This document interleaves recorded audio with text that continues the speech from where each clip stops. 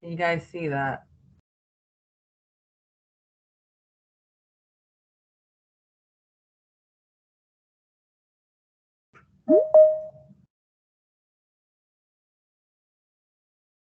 Can you see that? Cheyenne? Yeah. Okay, you can see the presentation? I do not see the presentation. Okay.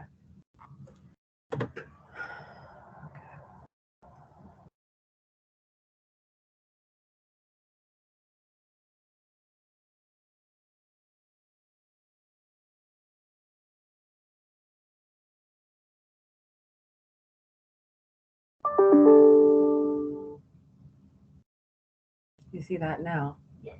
Okay, great. Okay.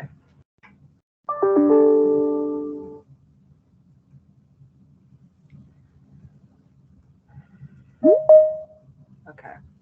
All right, so we're going to go ahead and get started. We're going to be talking today about engineering reviews for floodplain administrators and engineers, how to certify hydraulic and hydrologic studies. What does that mean exactly for local communities? The state of Tennessee, the NFIP office has helped communities review these. We've had a lot of issues with compliance, with understanding what the submittal requirements are, with understanding what the NFIP requirements are. So we're going to go ahead and go through that today so that you can have a good understanding. Hey, hey, yes. Miss Julius, can you switch to presenter mode?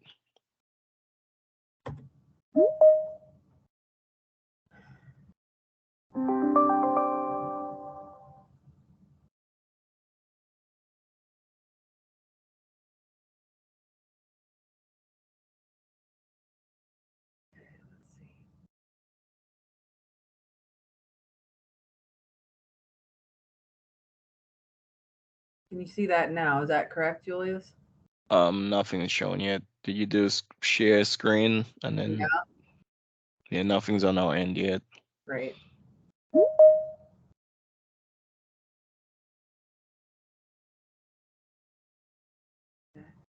Huh.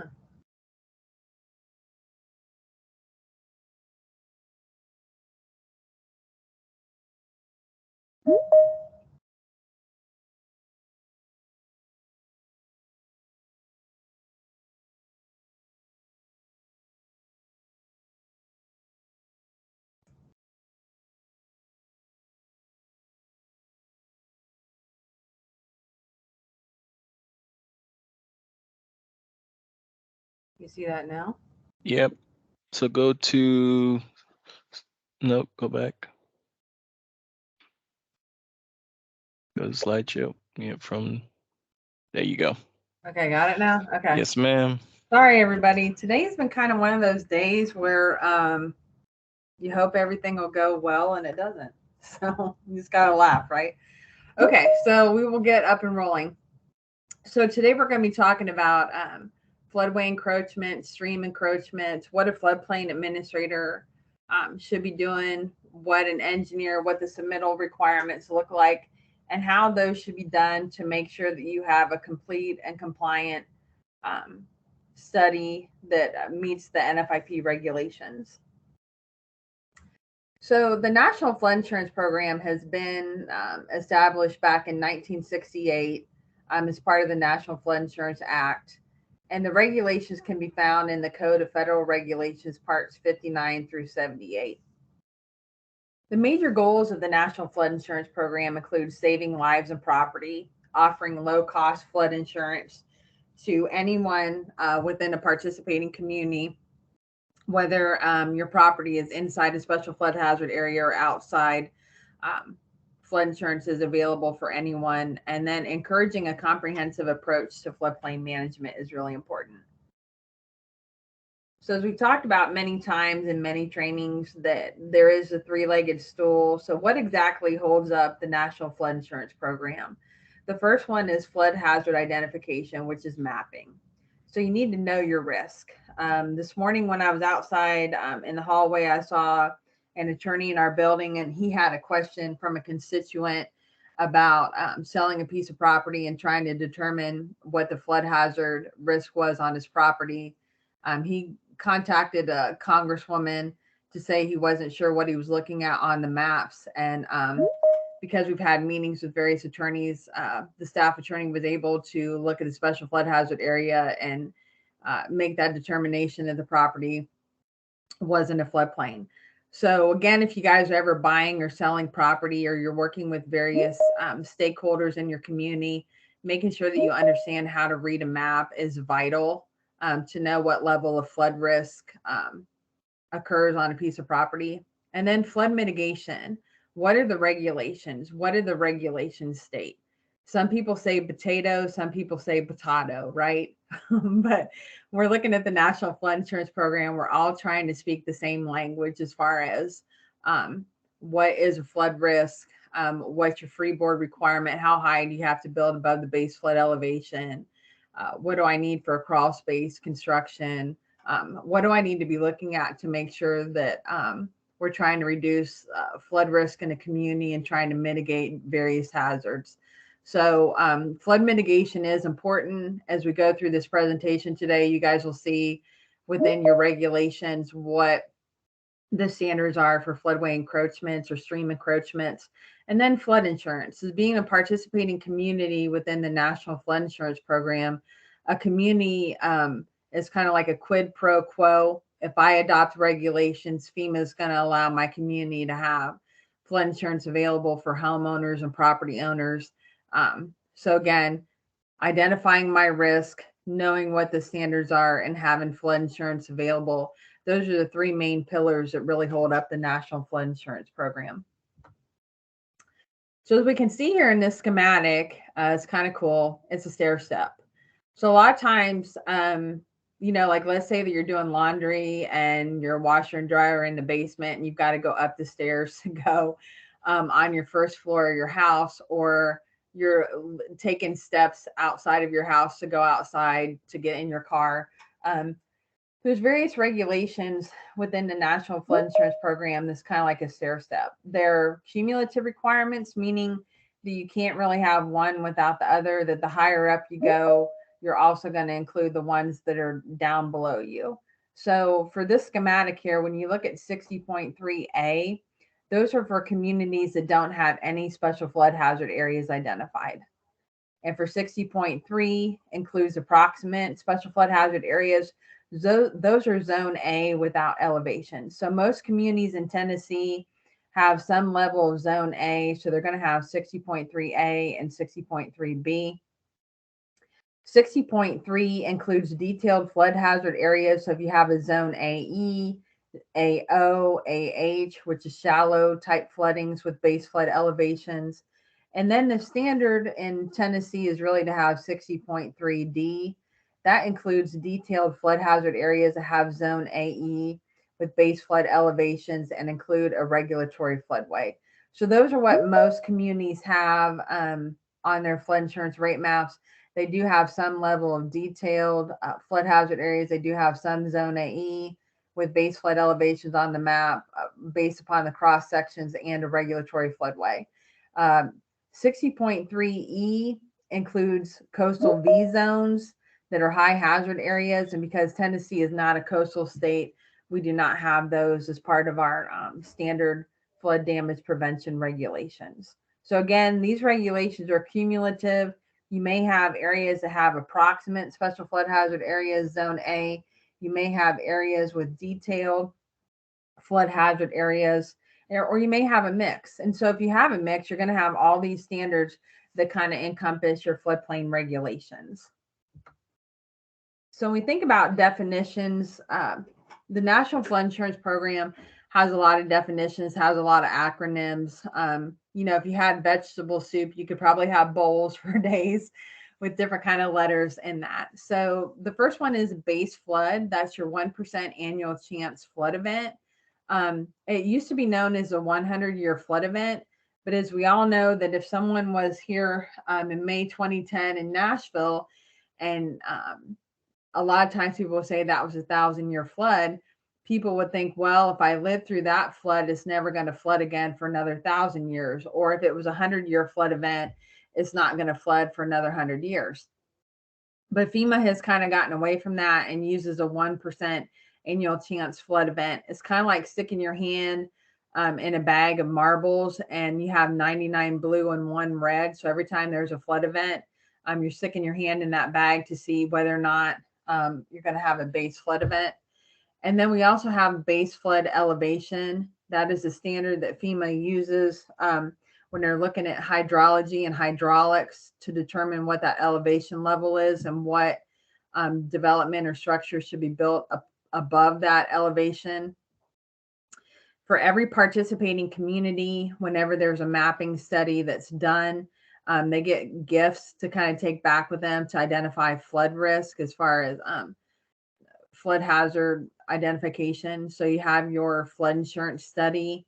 That's an 8.5 by 11 guidebook that talks about historic flooding, talks about how flood insurance rate maps are studied, the engineering analysis behind it, and then also has flood information in there as well. And then you have your flood insurance rate maps. You can have paper maps, Z-fold maps. A lot of you guys have in your offices that are in a box. And then they're also available online digitally. And then today we're going to talk a lot about conditional letter of map revision. Whenever there is a stream encroachment, if there's changes to the base flood elevation, floodway widths, or base flood discharge, what does that mean exactly? And if there are changes, that has to be submitted to FEMA as a conditional letter of map revision.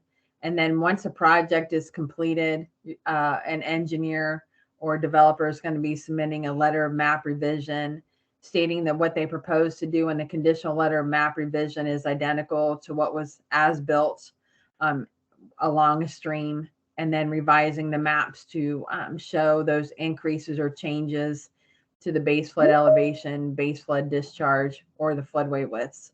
And then the special flood hazard area, we all know as a floodplain administrators, those areas that are prone to the 1% annual chance flood event.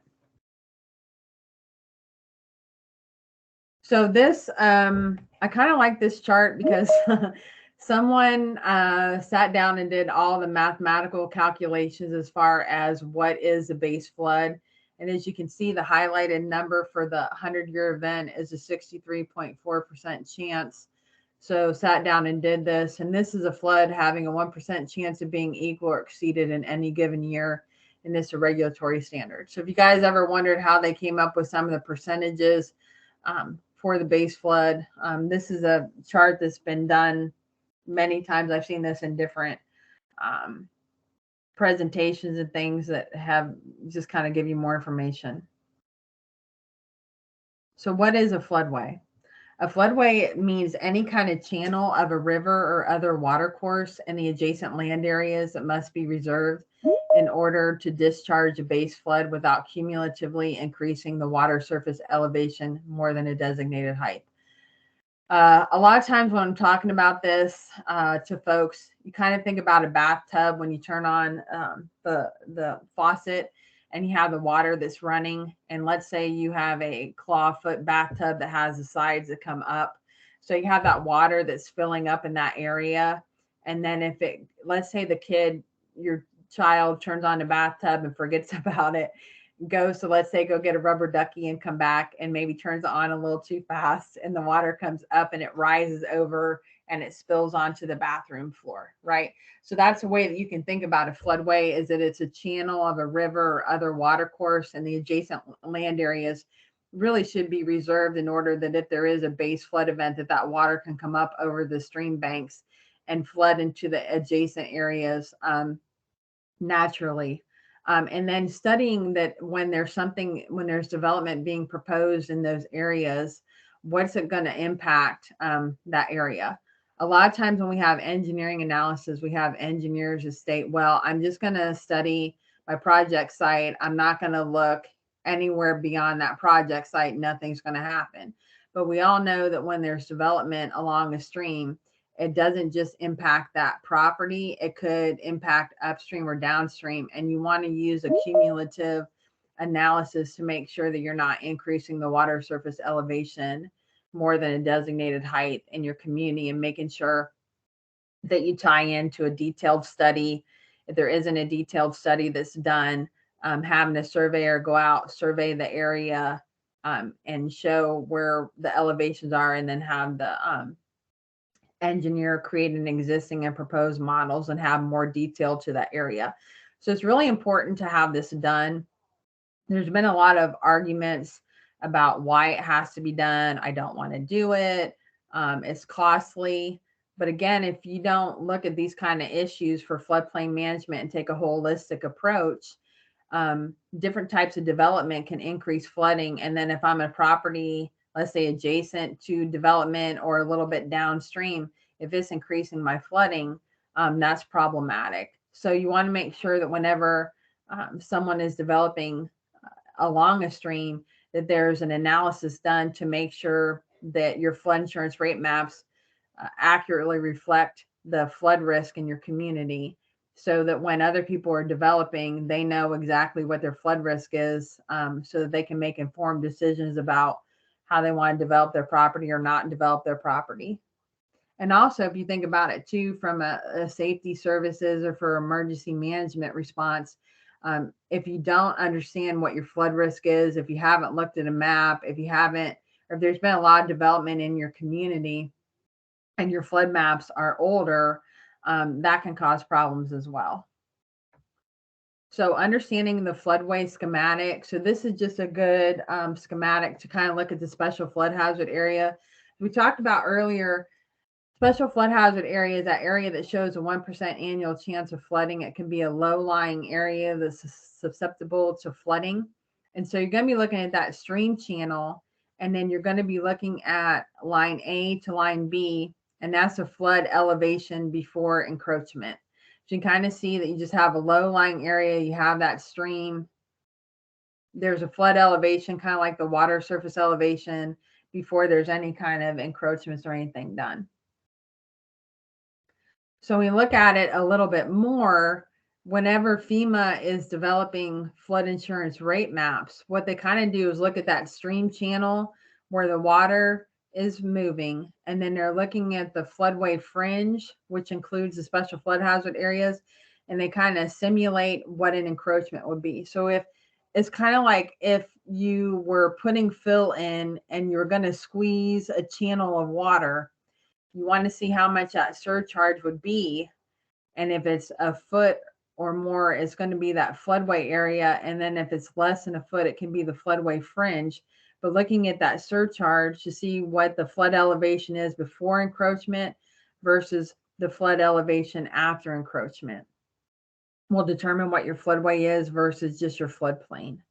So the area of the floodplain limit could be used for development, as you can see on there, and the flood elevation before encroachment, you can see that as well. So there is a little bit of a surcharge, but the surcharge is not to exceed 1 foot. That's a FEMA requirement.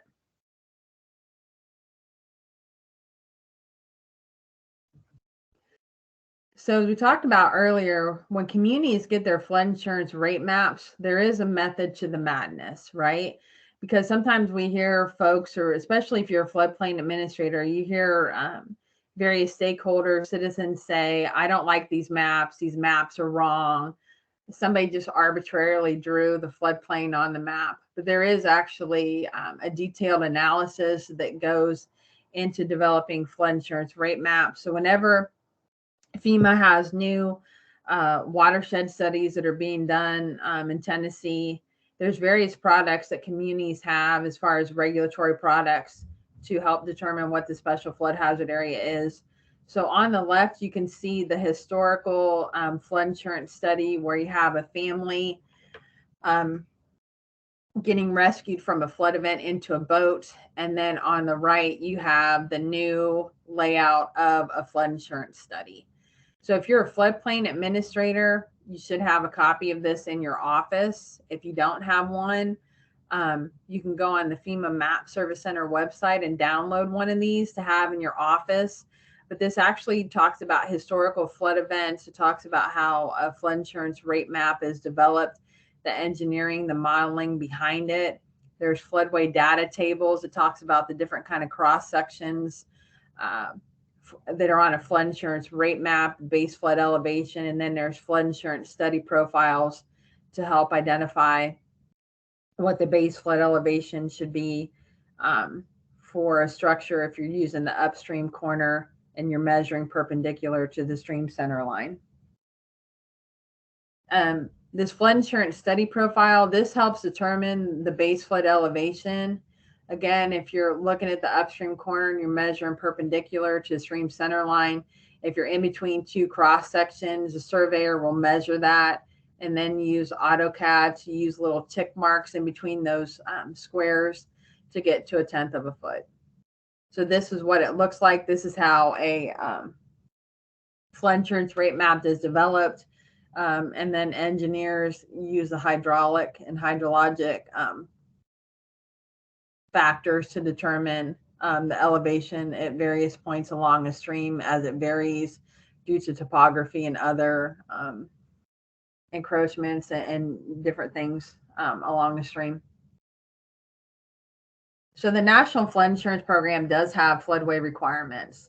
So it's not something that you could say, well, Amy's making me do it or Julius is making me do it. Again, as you can see on this shot right here, you can see that the Code of Federal Regulations is really the guidebook for guiding this program. So FEMA back in 1968 set standards for the program. They've been within this document for quite some time. As I tell floodplain administrators, if you're looking at definitions there in section 59, if you want to look at specific standards for floodplain management, if you've ever been curious why certain standards are in your flood damage prevention regulations, they come from this book. So if you ever want to sit down and kind of read it and kind of learn more about floodplain management, it is a good read just to kind of understand, because even if you have a letter of map change and the surveyor is not sure what to submit for documentation, in the Code of Federal Regulations, it spells out everything that's needed for various items. So sometimes when people are arguing with you that they don't like a certain standard, it is in the Code of Federal Regulations. It's not something that Julius and I came up with over coffee. So as you can see here, there's 3 main points for the regulations. One is having a cumulative effect on development, 60.3 C10. And then if you have a zone AE with a floodway, their standards is 60.3, D3, and D4, and we'll get into those here in a moment. But again, if you're ever curious about these standards, they're within the Code of Federal Regulations. So one thing to kind of keep in mind is that whenever a community is enforcing floodplain management regulations, there is a section in 60.1B that a community should know their floodplain management regulations, making sure that they're legally enforceable. So every community that participates in the National Flood Insurance Program adopts flood damage prevention regulations. And within the beginning of the document, it also references a Tennessee code annotated for municipalities, for counties, and then for freestanding regulations. If a community doesn't have land use requirements, they can do it through a private charter or a private act. And so all those have that information within the beginning of the floodplain regulation. So everything is legally enforceable. It is in the Tennessee code annotated, talking about land use, but it has to be applied uniformly throughout the community to all privately and publicly owned land within flood prone, mudslide, or flood related erosion areas. So again, as you see Mr. T here on the slide, you got to pity the person that doesn't know their floodplain management regulations, because floodplain management is an important tool for your local community, because we all at some point are going to have a flood event, and making sure that it's legally enforceable, it's applied uniformly, can keep you out of trouble, and it also can help reduce your flood risk in your community.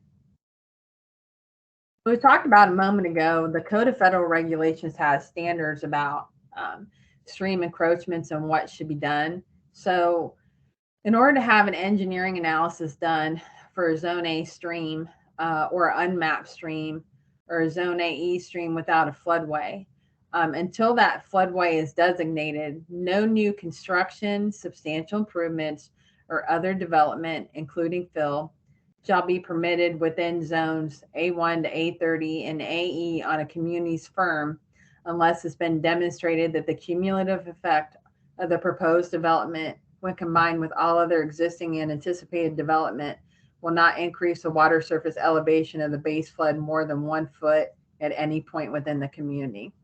So this is the same sort of standard that you will see within your flood damage prevention regulations. There are some states that have higher standards than what we do, but this is the federal minimum. So the bottom line is if you have a zone AE without a floodway, a zone A, or unmapped streams, they must have an engineering analysis.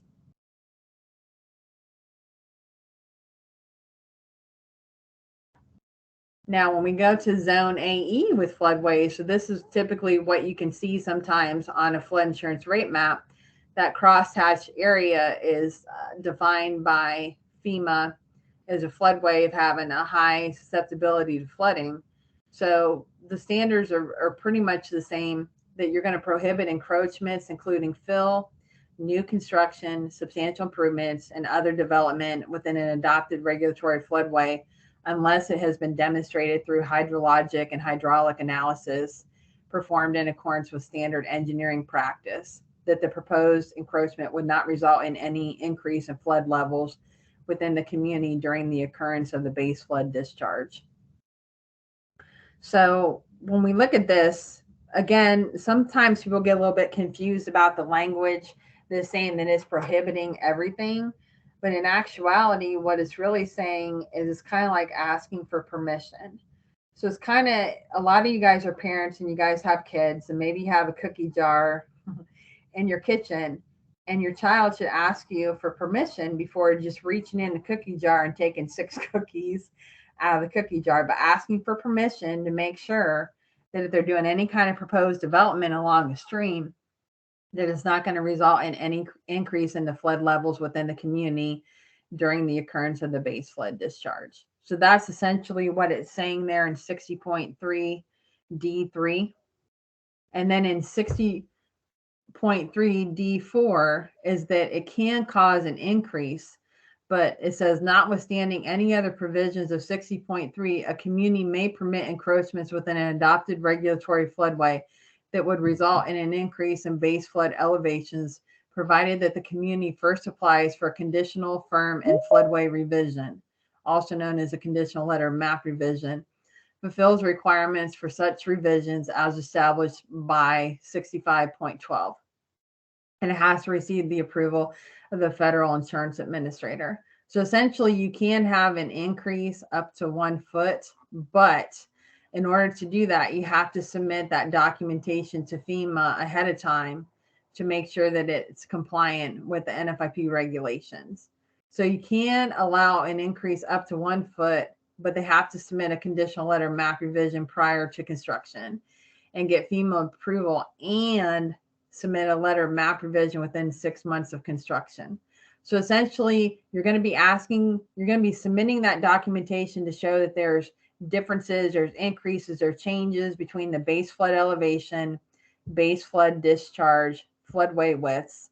And then once you get approval from FEMA, you construct your project, you do your new construction, your substantial improvement, whatever type of development you're doing along that floodway area. And then once that construction is completed, within 6 months, you're going to be sending that documentation to FEMA to revise that letter of map revision, to show that those changes, that what you proposed that you did, you actually did, and you're going to revise the flood insurance rate maps, flood insurance study profile to document those changes, so that if I have development along that area, if it's different than when I'm going to be developing, the local floodplain administrator will have a new flood insurance rate map panel and flood insurance study profile, and there'll be documentation that was actually done.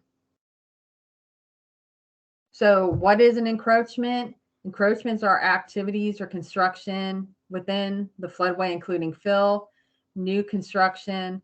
So substantial improvements, if you have a structure, whether it's residential or non-residential, If you're going over 50% of the fair market value, that's considered a substantial improvement in other development. And again, they're prohibited within the adopted regulatory floodway unless it's been demonstrated through hydrologic and hydraulic analysis that the proposed encroachment would not result in any increase in flood levels. So again, there has to be a study done prior to any kind of development, prior to the commencement of any development. It has to be reviewed. So we're going to go through what steps are required, what submittal requirements. Again, what is a standard engineering practice? What am I supposed to do if I'm an engineer? We're going to go through that here in a little bit. So who is responsible? The community is responsible to review and maintain record of the documentation demonstrating that any permitted floodway encroachments meets the NFIP requirements.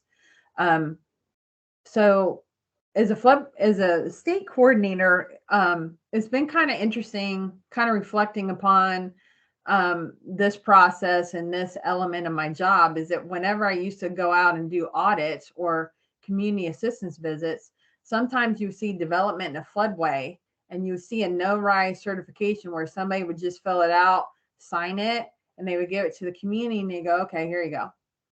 And then when I would sit there and say, okay, where's the engineering analysis? There wasn't any. So that was kind of a big major red flag. It made me kind of have that frowny face on that little image there to say, okay, why is there no document? Why is there no analysis, right? So even Tammy and I remember one time she was with us for a training and an engineer submitted an engineering analysis, and on the cover page it said that there was a no rise.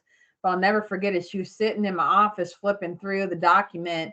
She took a highlighter out and started highlighting different parts of the study that had increases. So even if you get documentation, sometimes the documentation may not be right if you do further review of it or you sit down and read it. So it can be an issue sometimes, just making sure that all the I's are dotted, T's are crossed, and that you have a complete analysis of what's happening along a stream. So a lot of times communities, been a government employee for a long time. And I remember the first time I heard the term unfunded mandate. So a lot of communities in Tennessee, there's 402 participating communities. Most of the communities in Tennessee do not have an engineer on staff to review these. So, if I had handed an engineering analysis, let's say to my twin sister, let's say that she was a floodplain administrator, if I handed one over to Jen and said, here you go, she wouldn't know what it meant. Some of it would be Greek to her. If I said Manning's equation, she'd probably think I was talking about football, right? A touchdown, something. She wouldn't necessarily know that that's a roughness coefficient. So a lot of communities, this would be considered an unfunded mandate. So there's really two options for the state of Tennessee when it comes to having development along a stream or a floodway encroachment, is to either have my office review them on behalf of communities for free, or to require that the engineer submit it to FEMA as an MT2 process. So I can't stress this point enough, is that if you accept documentation without reviewing it and you just go, okay, looks good, it can lead to possible litigation. We have had some communities where there's been development along a stream. Maybe there was an engineering analysis. Maybe there was some sort of engineering analysis done. Maybe there wasn't any at all. And so, as I've talked about before many times, is that there can be litigation. We have one right now where someone decided to place a culvert along a stream without getting any kind of development permit. There's a stop work order issued, but by the next morning, the culvert was installed. And it's been a painful journey for the developer and the engineer to try to submit an engineering analysis and get it to comply with the NFIP regulations for encroachment. So again, asking for permission is a whole lot easier than asking for forgiveness. We do have Tammy on the call today. and I affectionately call her the violation queen, is that sometimes when communities have encroachments along a stream, it can trigger a potential violation if it hasn't had an engineering analysis, or if it causes increases in the base flood elevation, base flood discharge, or floodway widths.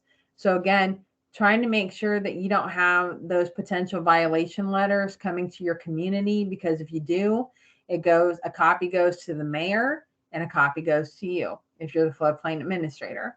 So again, if you want to have a happy work life, you want to make sure that you don't have potential violations in your community, that you are diligent, responsive, aware of what's happening in your community, and making sure that the regulations are being followed.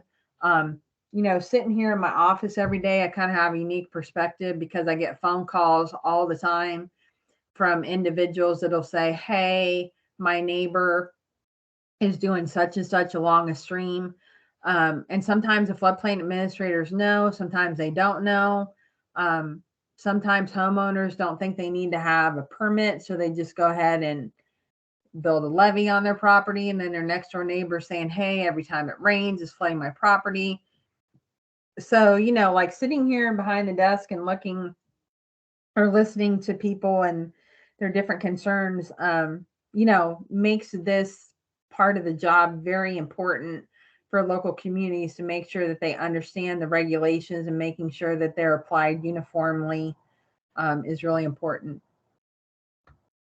So the one thing that I can't stress enough is to make sure, if you're a floodplain administrator, that you read the regulations. Many times on phone calls and stuff, I'll have engineers will say, well, I met the TDEF requirements, I'm good, I don't have to worry about floodplain. But that's not the case, because there are regulations and standards for developments along a stream, whether it's mapped, whether it's unmapped. There's various standards within your regulations. If you're a new floodplain administrator, if you've never ever sat down and read your regulations, I would highly encourage you to do that and make notes and tab, like let's say, what is zone A development? What are my development standards? What's a zone AE? What are my stream requirements, whether it be floodway encroachments, which is farther back in the document? What constitutes a variance? What are my responsibilities as a floodplain administrator? What should I be looking at when I get a site plan that comes in? So it has all that information within there. It's really important that when you're doing a job, that you do it well, that you understand what you should be doing. I was talking to that staff attorney this morning about a property that someone had a question, and he was able to look on the website and be able to figure out the floodplain administrator directory, and he was able to look online to see that a piece of property was in a special flood hazard area, and he said, thank you for teaching me. And it was just nice to hear that we have these resources available, and having them available to various stakeholders when they have questions, it makes you look like a shining star. So again, as a floodplain administrator, you may have 20 different jobs in your community and say, Amy, I don't really want to do this, but you do play a vital role in case there's ever a flood event. And when there's development happening in your community, you should be a resource, and you should be the superstar that you are when it comes to floodplain management. So these are some of the standards that are within the flood damage prevention regulations. This is for Zone AE with floodway standards.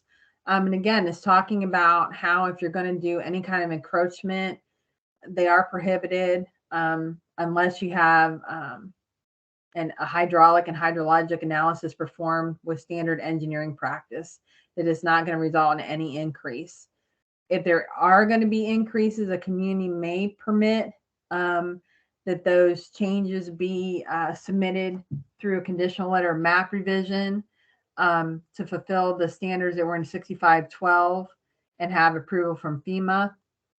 And then only if these sections have been satisfied that any new construction or substantial improvement can be done. So it really, all these standards within your regulation. So again, when you're looking at a site plan, making sure that you look to see, is there a stream on the property? If you go out and do a site visit and you see an unmapped stream, that should make you want to pump the brakes and make sure that you're looking at floodway standards to make sure that you're compliant. But these are Zone AE with floodway. Zone AE without floodway standards. Again, this would go back to your 60.3 C10, that until a regulatory floodway is designated, that no new construction, substantial or other development, including fill, shall be permitted within Zone AE on the community's firm, unless it's been demonstrated through hydrologic and hydraulic analysis that the cumulative effect of the proposed development, when combined with all other existing and anticipated development, will not increase the water surface elevation more than 1 foot at any point within the community. So again, if there are going to be changes, the community can permit those encroachments. And if they do result in an increase in the water surface elevation of the base flood, provided that the applicant first applies for a conditional letter of map revision and floodway revision that's going to meet section 6512. Once those are met, then the development can occur. So Zone A streams. So again, within Zone A streams where the base flood elevations have not been established until data is available from other sources, no encroachments, including structures or film material, should be located within an area equal to the width of the stream, or 20 feet, whichever is greater, measured from the top of the stream bank, unless certification by a Tennessee registered professional engineer is provided, demonstrating that the cumulative effect of the proposed development, when combined with everything else, will not increase the water surface elevation of the base flood more than 1 foot within the community in Tennessee. So again, even if you have a Zone A stream, there has to be an engineering analysis. And typically, if you have a Zone A stream, you're going to have to go beyond the project site to connect into a detailed study. That can be kind of tricky. It can sometimes you're going to have to go a mile or two away from the site to try to tie in to make sure that you have that comprehensive, holistic approach at looking to make sure that it's not going to increase the water surface more than 1 foot anywhere in a community. Unmapped streams. This is one that has been very problematic because people say, well, I got my TDEC permit, I'm good, I don't have to do anything else. Or, well, it's not on the flood insurance rate map, so it doesn't fall under the NFIP requirements.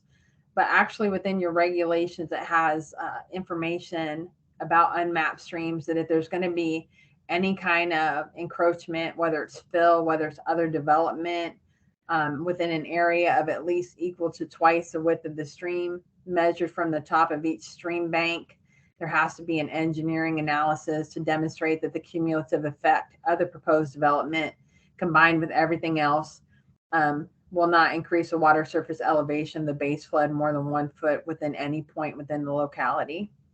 So this is important too. This is one that probably had a lot of frustration, anger, hostility, you pick whichever word you want to use. A lot of times is that there's a stream on the site, it's not mapped. If you're a floodplain administrator, if you're a planner, if you're a building inspector, if you're looking at a site plan and you see that there's a bridge crossing an unmapped stream, there has to be an engineering analysis done. If there's an unmapped stream and you're putting in a culvert for a driveway, there should be an engineering analysis done to make sure that you're not going to increase the water surface elevation of the base flood more than 1 foot. This one has been very, very combative in a sense, but it is within your regulations. It does fall under 60.3 C10 that you should have an engineering analysis done. If there are going to be changes, there should be a letter of map revision sent to FEMA to revise the flood insurance rate maps. So we want to just kind of give an example here about a buffer, because sometimes we can sit here and talk about regulations and you go, okay, Amy, that sounds good, but what does that really look like?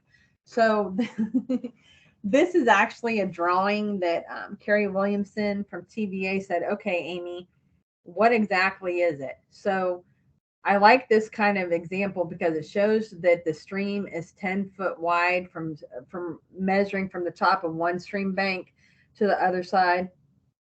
And then the stream needs a 50-foot buffer. So the stream is 10 foot wide, and then you're going to have twice the width of the buffer on each side is 20 feet. So you're going to have 50 feet in total. So that's kind of a way to kind of look at it.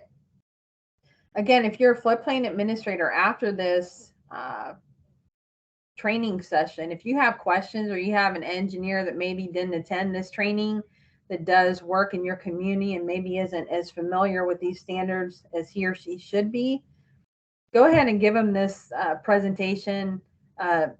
Make a bookmark on your computer as far as on web pages that you have the Tennessee Association of Floodplain Managers YouTube training videos, because we did one last year and it's the most viewed webinar that we had, and I'm hoping that this one will reach that level eventually to kind of help folks understand what the floodplain management regulations are. So the Tennessee No-Rise Guidance Document. So this No-Rise Guidance Document was patterned after the state of North Carolina, because the state of North Carolina does in-house engineering reviews as well. So when I went to North Carolina, I sat beside Jin Tao and we talked about engineering studies, and he got really excited because I know a little bit of the engineering lingo and he could talk a little bit about it. So they have 80% compliance. Unfortunately, we do not have that, but I'm not deterred because I know eventually someday compliance will increase as we continue to do education and outreach on this important component of floodplain management. So there is a method to the madness as far as what the guidelines and what a no-rise submittal should be. If you have someone in your community that's going to be doing development along a stream, this should be one of the first things that you give the property owner, the developer, and if they hire an engineer, making sure that they understand that there's certain pieces to the puzzle that have to be done before you issue that development permit. So this document really gives an overview of the National Flood Insurance Program as far as the Code of Federal Regulations, why we require these to be done, whether it's 60.3 C10 or 60.3 D3 and D4. And then on page 2 talks about submittal guidelines. So what exactly does an engineering analysis look like? What, if I'm an engineer, exactly what do I need to submit to the local community or to FEMA or to the state NFIP office to review for compliance? Exactly what does that engineering analysis, what am I exactly supposed to do?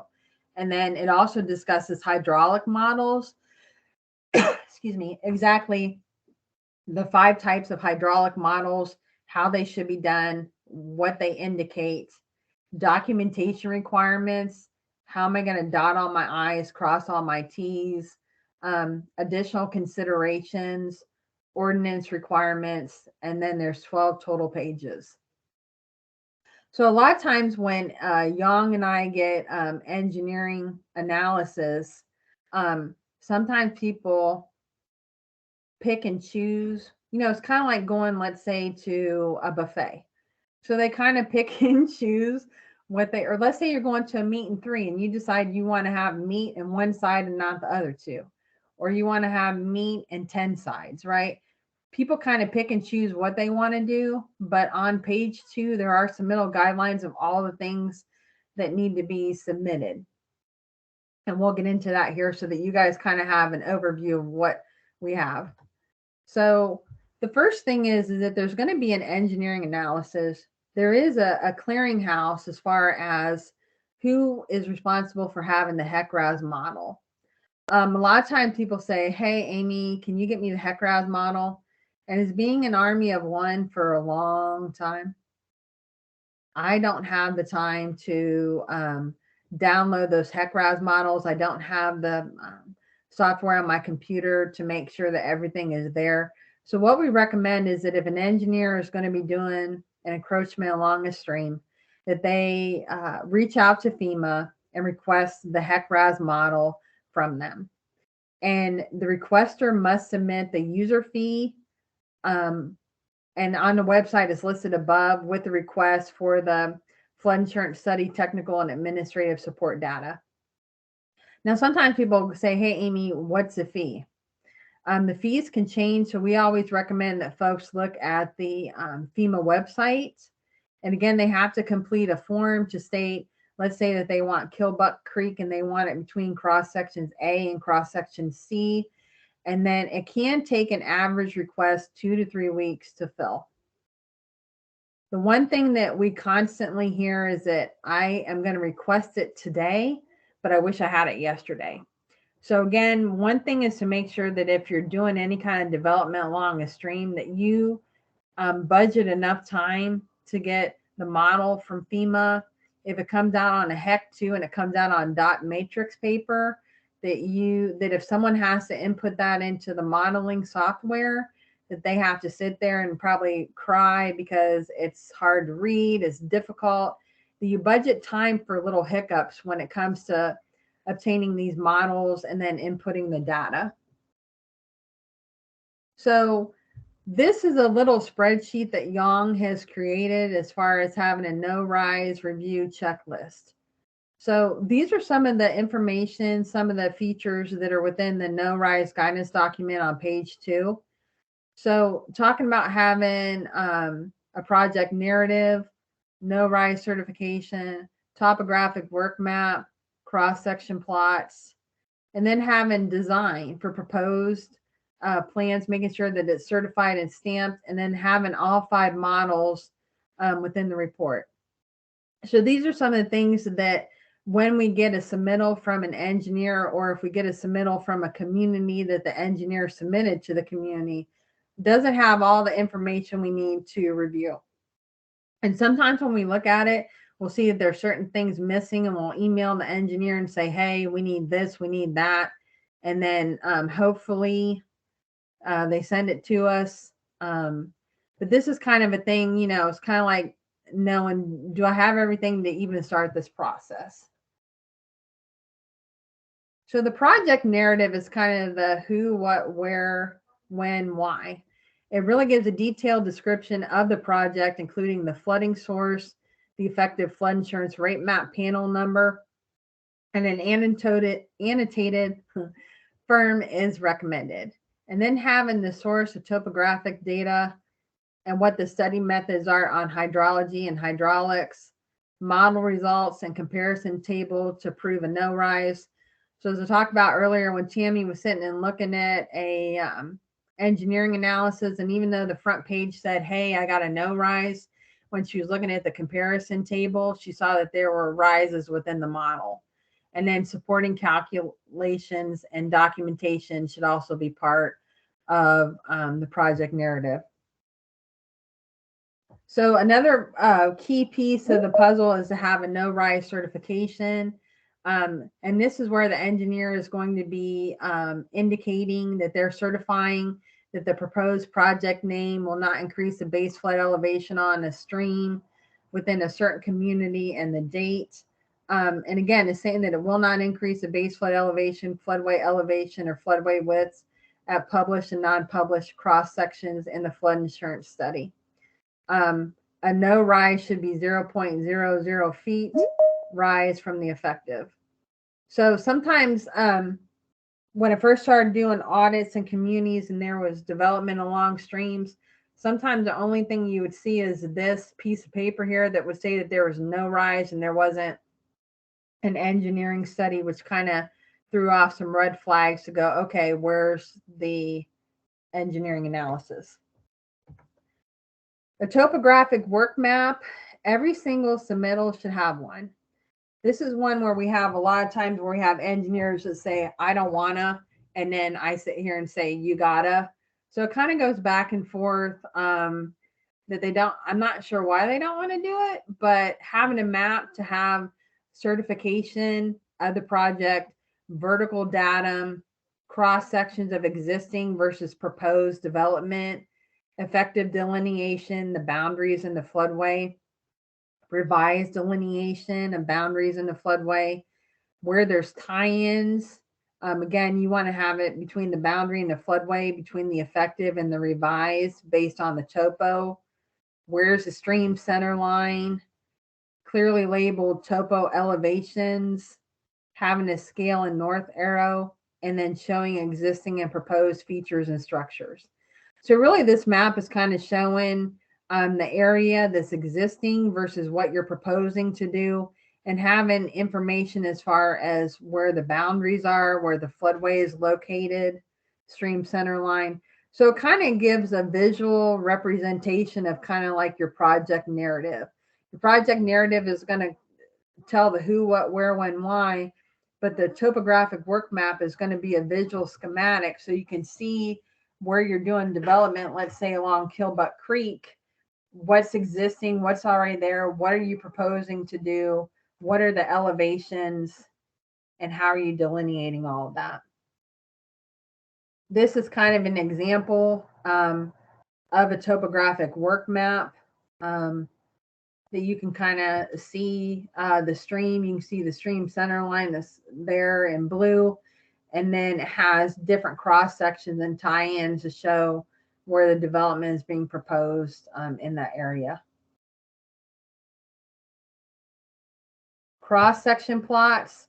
Cross-section plots are all new added cross-sections for existing and proposed. So whenever we get a development, this kind of shows features and structures, and changes should be labeled, and it should be certified and stamped. So this is just a schematic to show that when an engineer does cross-section plots to kind of show the ground elevations of existing development and proposed, and kind of showing is there changes, are they identical, what's happening in these areas here. So when we look at design versus proposed plans, one of the key things is to make sure it's certified and sealed. You guys know one of my favorite songs, kind of that song that goes signed, sealed, delivered, I'm yours. So whenever you're doing proposed plans, they have to be certified and stamped. A lot of times they're missing vertical datum, but it clearly should show labeled elevations, structure information, what's the dimension, what's the distance, and it should be able to read and match with the model. So one time we had a proposed project where they wanted to do a bridge, and I know y'all's probably gonna laugh, but when we got the engineering analysis, they didn't have any kind of they didn't have any dimension information for the bridge, and we said, okay, what kind of bridge do you want to do? And the guy goes, well, I don't really know because the developer hasn't told me. So whenever we get these plans, it should be what you're proposing to do. It shouldn't be hypothetical. So if you have like bridge A, B, and C, someone should pick whichever one you're going to do and then run that analysis based upon the one that's been selected. Because a lot of times we have this hypothetical stuff that just goes over and over and over, but it would really help us that when these documentation is going to be submitted to us, that whatever the proposed encroachment is going to be is in that model so that we can review it once and move forward. Now, it could be that you propose something and there's going to be increases that are beyond what the FEMA requirements are, and you're going to have to change it. But at least having some sort of starting point and some sort of reference is really important. So hydraulic models, I couldn't resist, because whenever I try to explain to someone how to do hydraulic models, I always kind of use a pecan pie about, you know, kind of like your pie plate is your effective is kind of your starting point. And then your duplicate effective would be your pie crust as far as trying to get it to the same elevations and the same information, trying to be identical. And then you have your corrected effective model where it's non-man-made changes. So it's kind of like you're turning on your oven to 350 to bake the pie. And then you have your existing conditions model, which would be your pie filling you're going to put in the pie. And then once you put it in the oven and you wait an hour, are you going to have over topping? Are you going to have underbaked? Are you going to have burnt? Are you able to get that model that you want where you're not going to have any changes or anything. So that's the way that I can kind of explain it to someone or property owner when they're calling and they don't understand what some of these terms mean. So again, that's grandma's pecan pie recipe there, and I made it. Okay. So effective model is a model used to develop the flood insurance study. So it's kind of your reference point, it's your starting point when you're looking at flood risk in a community. The requester should contact the FEMA engineering library for it. So we saw a couple slides back, there was that flood insurance data request form that they're going to use to request that from the FEMA engineering library.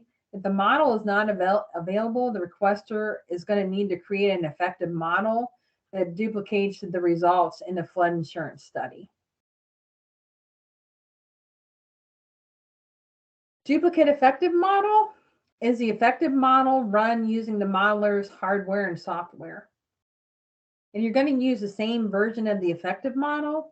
If the effective use HEC-RAS 4.1.0, then use the same version of the HEC-RAS to duplicate the effective model result.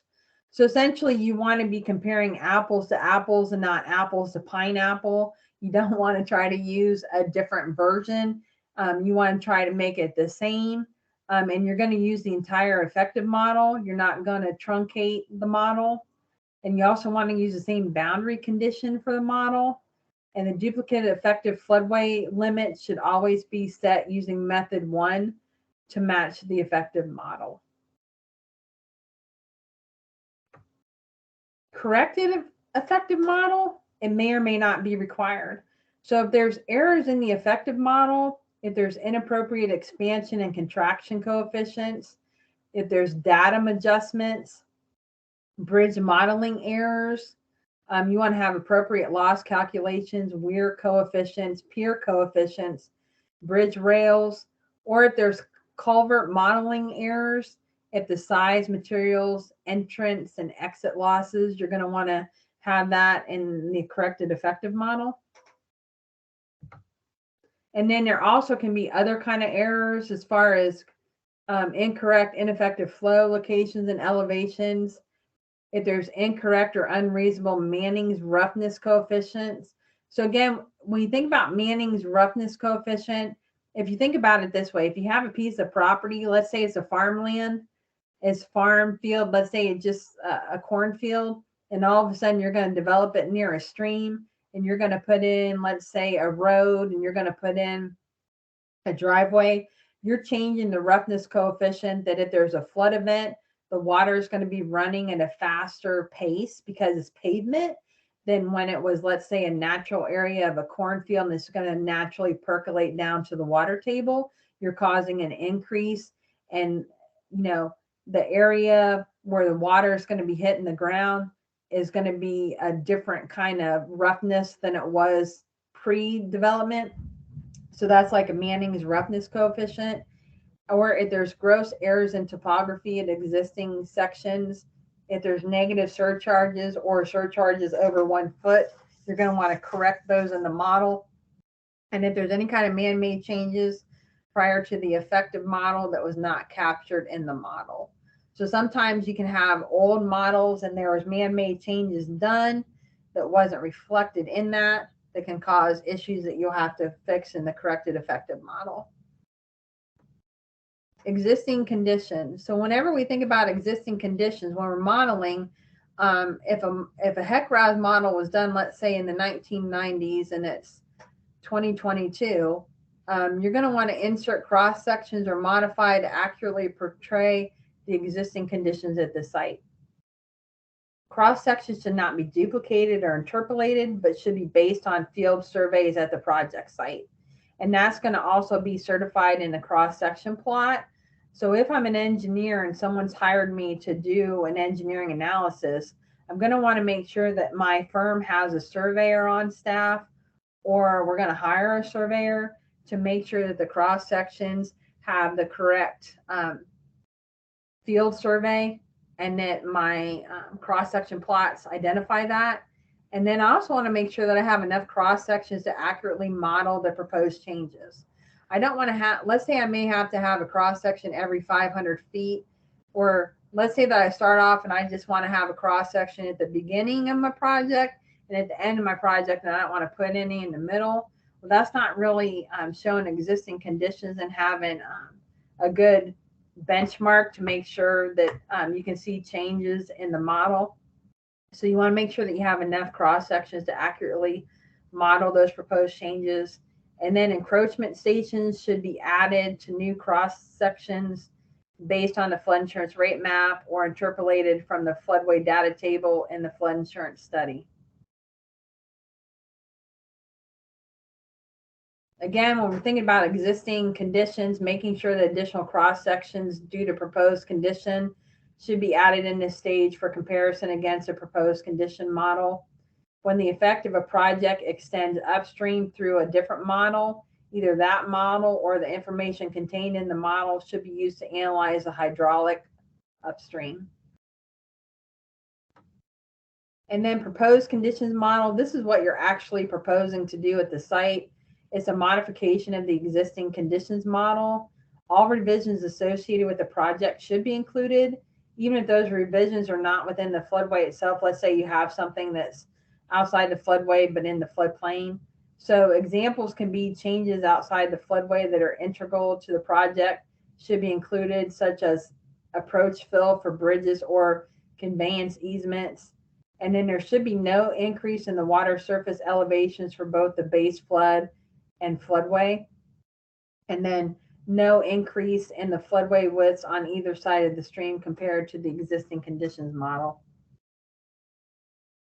So this is one of my favorite slides because I think you guys can understand this after we've kind of went through some of the modeling, that a lot of times when we started this process, you would always, or I often hear that engineers will tell clients, I can get you no rise, no problem, right? And so a lot of times they kind of have that overconfident and they kind of overpromise that they can get a no rise. But then you can see on the right hand side the agony of defeat that they were unfortunately underdelivered on their promise. And a lot of times the reason for this is that the HEC-RAS models haven't been updated in a long time. And there's been a lot of development along a stream that has never been modeled. So if all of a sudden a community starts to enforce these regulations where maybe they didn't before, it's really difficult for an engineer to try to get a no-rise certification right off the bat. So sometimes there has to be new technical data sent to FEMA to clean up the models in order to get the proposed development to be within the flood damage prevention regulations. So, you know, again, we always try to tell people to make sure that when you're doing a project that you budget enough time for modeling errors to be corrected, and that you may have to submit a conditional letter map revision to FEMA prior to the commencement of development activity. So trying to set realistic expectations. This is a very difficult and costly experience for a lot of folks, is that they didn't necessarily realize when they bought a piece of property that there was a stream across it and that they had to do the modeling. And Tammy can tell you that as a violation queen, that it's really hard sometimes with communities where, let's say I put fill on a piece of property and it accidentally encroached into a stream. Like let's say my dump truck driver backed up and hit a stake and backed over it and just dumped fill. And then when I submit, let's say a letter of map revision based upon fill, and I accidentally went into a floodway area, then I'm going to get that potential violation letter and I'm going to be required to do an engineering analysis. So I'm going to be upset. So you say, okay, Amy, since you've taken on this initiative to review engineering analysis, has any submittals achieved the no rise? We have had a few, not many. I didn't realize that when we started doing these in-house reviews, how tedious, complex, difficult the road would be, because there are a lot of modeling errors between the effective, duplicate effective, corrected effective, existing conditions, and proposed condition models occur. Trying to get all 5 of those to be identical and to not have any increases in the base flood elevation, base flood discharge, or floodway widths, trying to keep it all steady throughout all 5 is very difficult to do. And the HEC-RAS models are old, outdated, and even some of the newer ones that we've had don't always, if we've gotten them from another entity, they don't always reflect actual conditions.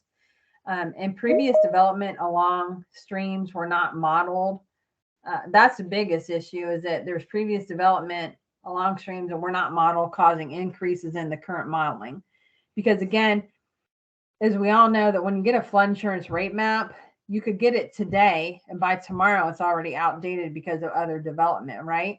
So same sort of thing when there's development along a stream. If it isn't modeled correctly, based upon your flood insurance rate map, the floodway could increase, the base flood elevations could increase, base flood discharge, and then you continue to have development along that same area. And if nobody's modeled anything, if nobody's looked to see if there's any kind of increasing in flooding, if all of a sudden I decide to do the right thing and I decide to follow the regulations, it's going to be a tough road trying to get my proposed development to be compliant based upon other people not doing it. So it is rather complex.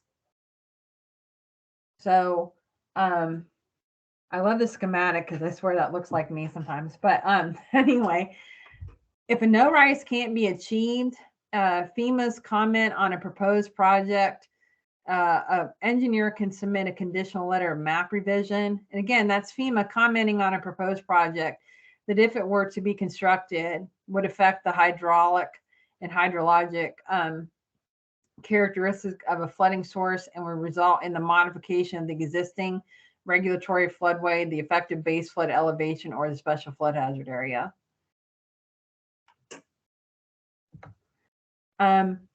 This is another issue that has become more prevalent. We do have some engineering firms, won't name names, that say, well, I don't want the state to review the project. I don't want anybody to review the project. I'm just going to give it to a floodplain administrator. They can look at it. As long as they bless it, we're good to go. That's not a good method. That's not a good professional product or image that you want to have for your company, I would say. But the communities can, if let's say you have an engineer that says, hey, I don't want to have Amy and Young review it. I don't want to, I just want you to review it. The local community can request that the engineer or the applicant submit their proposed project to FEMA to make sure that it's compliant with NFIP regulations. So they can require that it be sent to FEMA for review, and then FEMA will review it and issue comments in the form of a letter termed as a conditional letter of map revision. And then they have to have the data required to support the request. And that would be and these requirements for the conditional letter of map revision are the same type of requirements that you would also do for a letter of map revision. And they all have to be submitted to FEMA headquarters in Washington, D.C., and accompanied by the appropriate payment.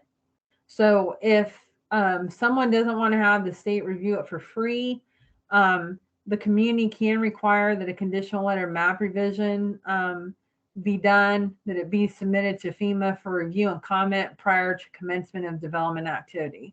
So it's important to have these projects reviewed because if I'm a developer, I don't want to get sued. If I'm an engineer, I don't want to get sued. If I'm the local floodplain administrator, I don't want to get sued and I don't want to get in trouble. So again, making sure that compliance is really important when it comes to stream encroachments, and making sure that there's a review to make sure that if there are going to be increases and changes, that your flood insurance rate maps, your flood insurance study profile is updated to reflect those so that you can try to mitigate flooding in the future, and that you have a clear and concise vision and understanding of how your flood risk is changing in the community, and not just at the site specific, but overall within your community. So once there are changes within a engineering analysis, a letter of map revision should be submitted to FEMA within 6 months of project completion. And this is based upon the implementation of physical measures that affect the hydrologic or hydraulic characteristics of a flooding source and would result in a modification, as we talked about earlier. So this is some of the requirements as far as 6512 about revising a flood insurance rate map to reflect base flood elevations caused by proposed encroachments.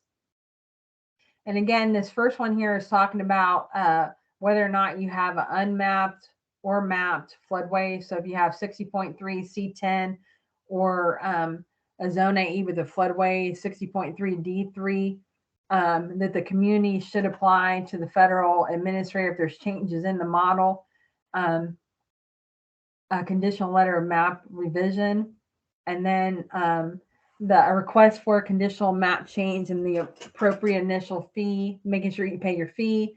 And then there's also an evaluation of alternatives, which would not result in a base flood elevation increase permitted, and then demonstrating why these alternatives are not feasible. And then making sure that you have documentation of individual legal notice to all impacted property owners within and outside the community. So that is something that an engineer should have a copy of those letters within the MT2 packet so that FEMA can see that there has been individual notice to each property owner. There's also a concurrence form that should be signed off by the chief executive officer or the floodplain administrator. And then certification that no structures are located in areas which would be impacted by the increased base flood elevation. And then having a request for a revision of base flood elevation determination and a request for a floodway revision. This also talks about having, upon receipt, the federal insurance administrator's conditional approval map change and prior to approving the proposed encroachments, the community can provide evidence to the federal insurance administrator of the adoption of floodplain management ordinances incorporating the increased base flood elevations, revised floodway reflecting the post-project condition. Excuse me. And then upon completion of the proposed encroachments, the community can provide as-built certifications to the federal flood insurance administrator to initiate a final map revision. So again, talking about best case scenario and worst case scenario, we're going to kind of go through some of the problems that we've seen. Now, what we've done is we've erased any kind of community information. So if you guys say, oh, I'm going to look at this later and figure it out where it's at, good luck with that because I erased everything.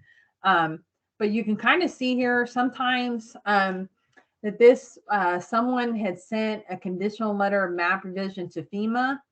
But as you can see here, that when you're doing an MT2 form, there's an application package that FEMA has when you're doing an encroachment along a stream or a floodway encroachment. And there's different forms that have to be submitted. So a lot of times communities will get this form back and they'll say, oh, it's good to go. No, it's not. So you can see here that it says the issues listed below must be addressed before we can continue the review of your request.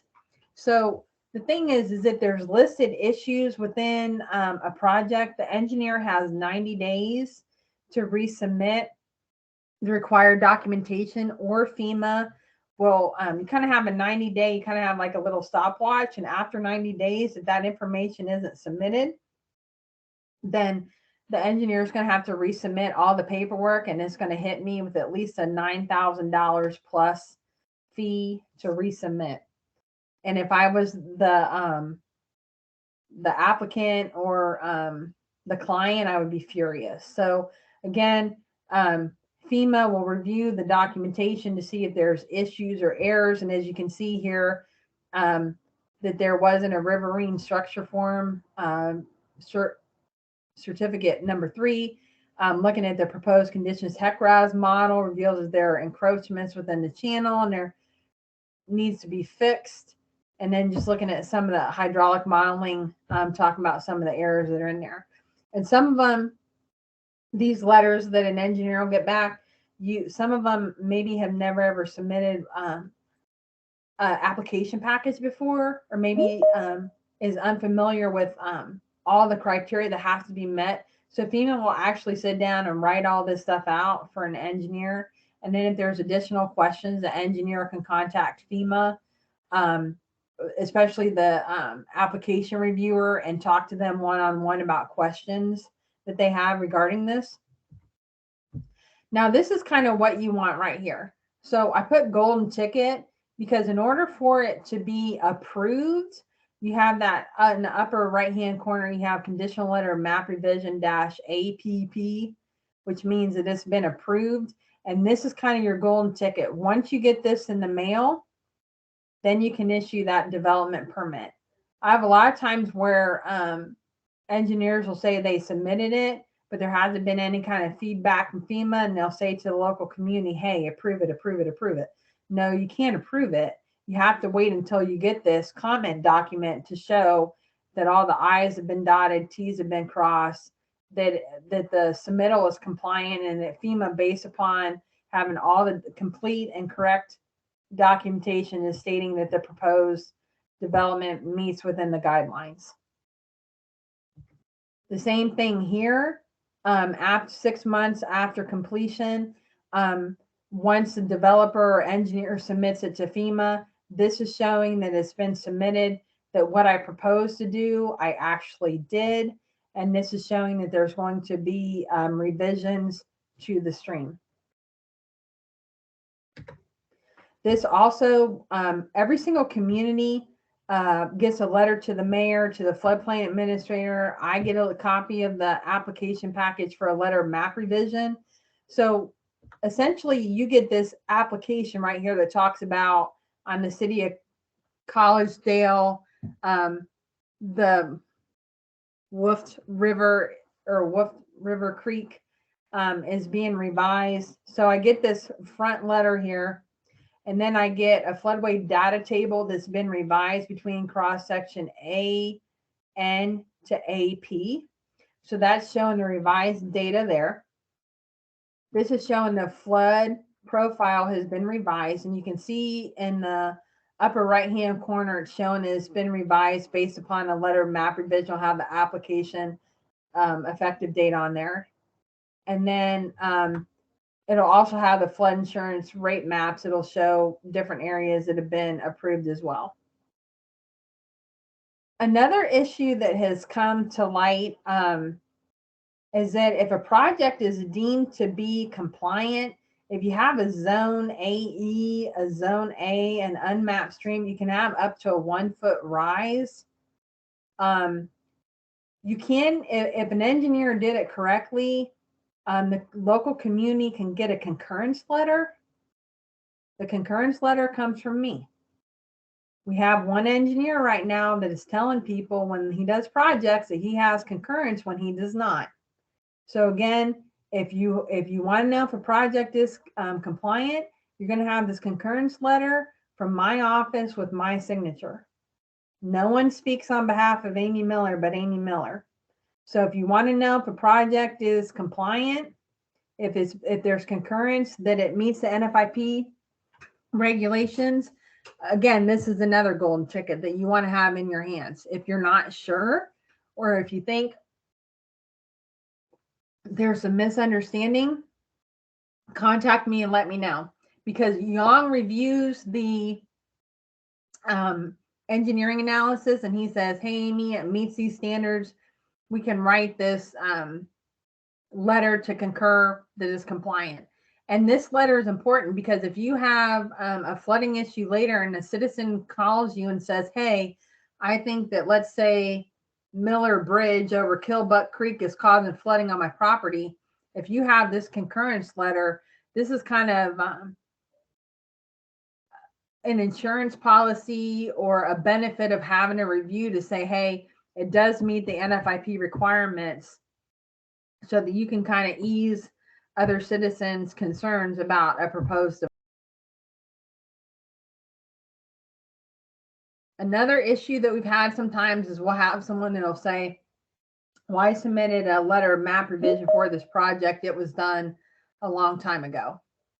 So this is a way that you can kind of go on a community's, you can go on the FEMA Map Service Center website, type in your community information, and under affected products, you can see if there's been, so you can see, like, I think this is for Hamilton County. They have 310 letter of map changes, and we know probably at least 100 of them are from Bart Craddy.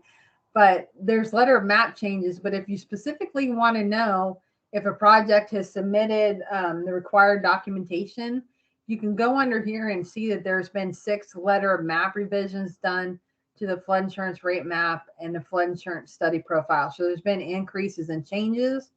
Now, the first 2 numbers are the year. So they've had 3 in 2015, 1 in 2017, 1 in 2018, and 1 in 2019. So those are the letter of map revision projects that have been done. So sometimes we have people say, oh, I submitted one. And then the first thing I do is go and look to see, has it been completed? And then Julius and I have had a couple calls recently where we had folks that have said, oh, hey, this project was done. This area was removed from the floodway. We're good to go. And then when we look on the FEMA Map Service Center website, there was never a letter of map revision to confirm that statement that was on the site plan.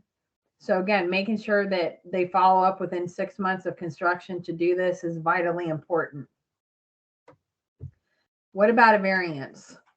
A lot of times I have citizens that, let's say, want to put in a driveway culvert along an unmapped stream, and they say, hey, Amy, I don't want to do this. This is costly. It's expensive.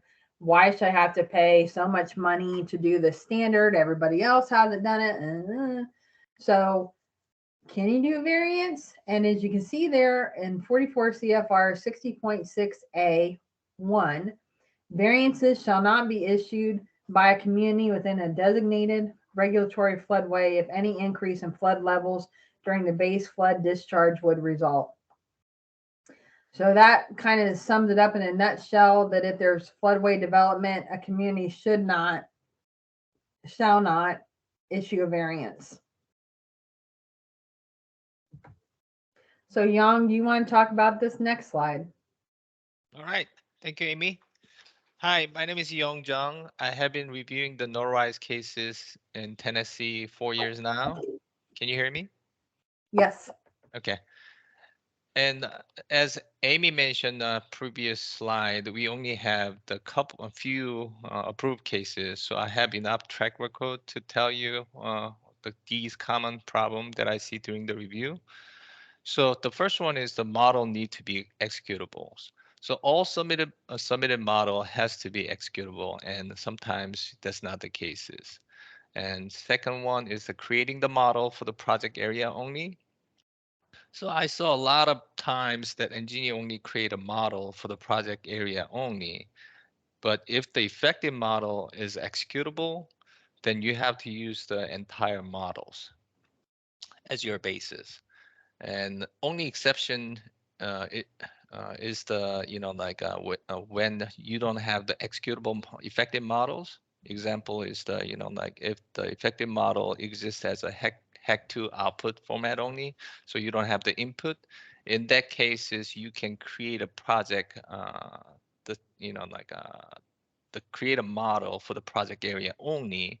However, if you create a model for the truncated area only, then you have to make sure to model further downstreams, so the boundary condition doesn't affect the project's project site elevations. And number 4 is the all effective plan need to be included. So if the effective model has the other flood event like a 10-year, 25, 50, and 500-year flood event, then they need to include all those plan as well for the no-rise cases. And then number 5, elevation don't match between the plans. So all the effective models has a separate plan for the multi-profile plans and floodway plans. So floodway plan has the 100-year elevations and floodway elevations, and the multi-profile plan also has the 100-year elevations. So sometimes they don't match each other. So the modeler has to ensure those two 100-year elevation has to be match each other. Amy, next slide. Number 6 is the existing condition and proposed condition model cross-section don't line up with the effective models. So this is another common, problem that we see. So they creating the, if existing condition models, without, considering the effective models. So they create a brand new models for their project site, and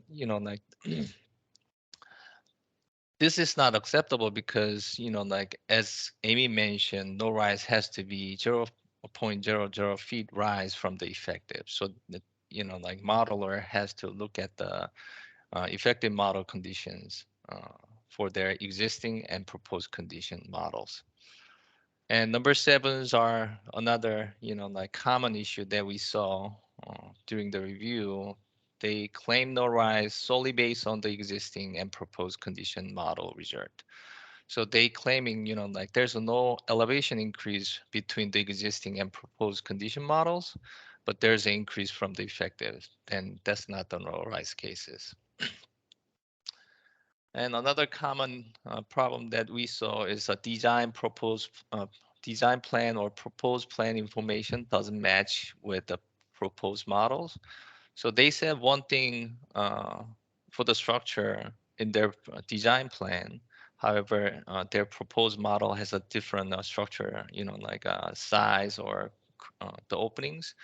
Then, that has to be lined up each other.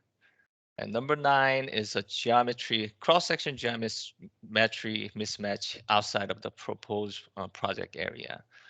So this is another common issue that I see during the review. They changed the cross-section geometry outside of the proposed project site area to achieve the no rise. So that's not the proper way to do it. Since you submit your proposed plan, your cross-section geometry has to match with those plans. And the last common issue that I see is the technical issue, such as a drawdown, overtopping, profile crossing still exists in the models. So these common model issues need to be fixed before you submit those model for the review. Amy, next slide. All right, so there's the common non-model related problems as well. So a lot of times, topographic work map, cross-section plot, design, and proposed plan don't have the certifications. So we need to have those to ensure, the information that was provided was correct. And topographic work map need to be show proposed floodway. So a lot of times they only show the boundaries, like the 100-year boundaries, but they don't show the floodway changes.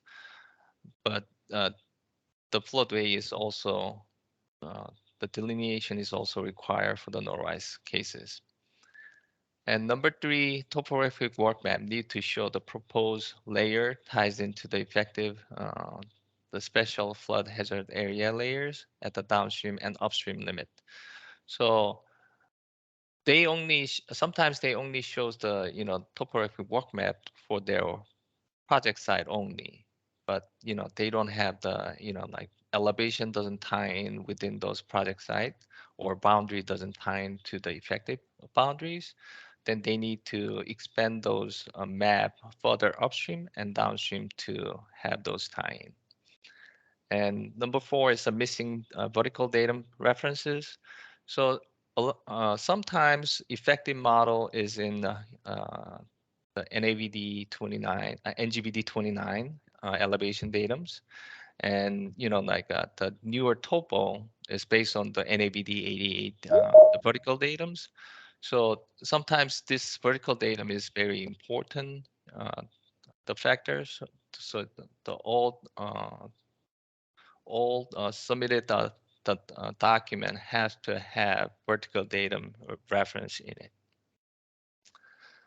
So I didn't mention these in this three slide that I mentioned, but like if you have any project that change the hydrology, so change the discharge to the site, or if there's a stream configurations project related, then those project is not qualified for the no rise cases either. So that, like if there's streamline changes, like if there's a hydrology changes, those has to go to the FEMA for the conditional letter or map revision or letter or map revision cases. That's all. Thanks, Amy. Yeah. All right. Thank you, Jan. All right. So in summary, we need your support. If you have a project that's in your community and the state NFIP office is reviewing on behalf of your community, a lot of times communities just kind of send the project to myself and Yang, and it's just kind of like, it's a hot potato, right? I'm going to throw it to Amy and Yang. I don't want to deal with it. If someone's upset or angry, they can deal with it. I'm not going to take an active role. And that needs to change. So if there's a project that's in your community and we're doing a review for you, you should be part of the meetings. You should be part of the documentation. And if someone's upset about it not achieving a no rise or having to do a conditional letter map revision, we would like to see more support and engagement by local communities to assist us, because I'm here to support you guys as a technical assistance type person, but I would also like it if you guys would support me, because a lot of times, Yang can testify that a lot of times we get calls and complaints about various projects, but when it comes to the local community having any input or any kind of support or any kind of acknowledgement of what's going on, it's radio silence, and it shouldn't be that way. So if we are going to be supporting your community, we would like to see more support. Again, sometimes emotions can run high, and instead of crucifying Amy all the time, that maybe sometimes communities need to say to the applicants that you need to be professional, and if there's issues with the modeling, fix the issues with the modeling instead of trying to damage other people. So again, if all 5 models are not identical and there are changes in elevation, floodway widths, or base flood discharges, then submit a conditional letter of map revision followed by a letter of map revision. Allow adequate time for engineering analysis and review. Sometimes we can be 8 to 12 weeks behind on reviewing projects just because of the number that we have. We're trying to get an engineer full-time to do this process, to try to work with statewide engineers to understand the process and have compliant submittals. Procrastination is not a good excuse.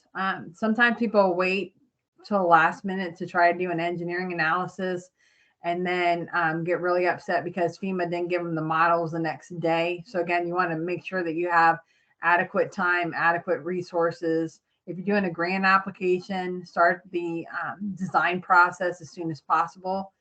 And then making sure that you're supportive of the regulations, that you understand the regulations that are within your document, that are within the Code of Federal Regulations, and that everyone wants a compliant project. So with that, our last slide, if you want to see some additional materials, there's the guidance for flood risk analysis and mapping as far as what a standard engineering analysis should be. There's information there in case an engineer has never ever seen that before. And then we also have the MT2 application forms and instructions are on FEMA.gov. So if someone is going to be submitting a conditional letter of map revision or a letter of map revision, those are the documents, the application forms that have to be submitted to FEMA. And there's also information available to help someone with all of the, submittal requirements. With that, do we have any questions?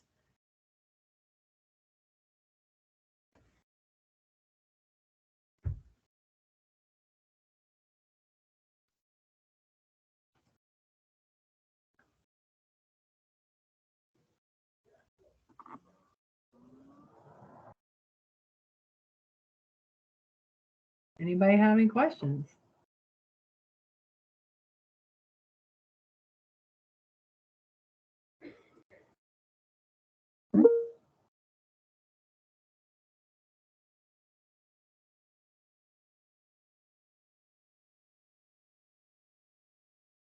and Williamson has a question. If you're muted, you could just unmute yourself and ask your question. You could unmute yourself, guys.